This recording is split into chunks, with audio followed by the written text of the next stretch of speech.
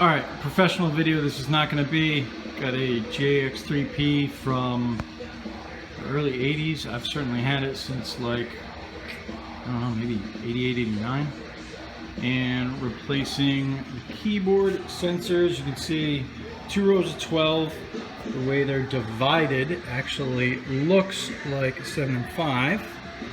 So here's the one, here's an older one. You can see they got a separator right there, but it's actually all one piece. This is one that I pulled out.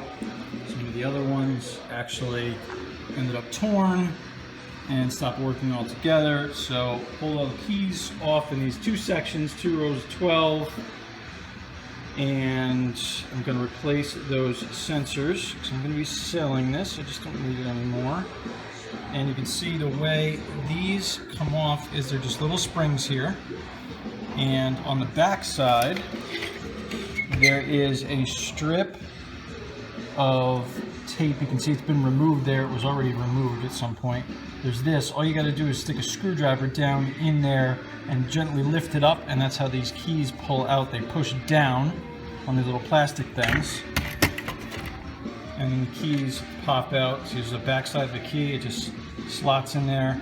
You need to take the white ones out before the black ones usually. You can sometimes finagle them, but the white ones, pull the white ones, the blacks come easy. And that is that. So I got some new ones, new strips. I think they're new old stock. Came from a dude in the Netherlands on eBay. Thank you, man. And I will add the next video to this after I start putting it back together.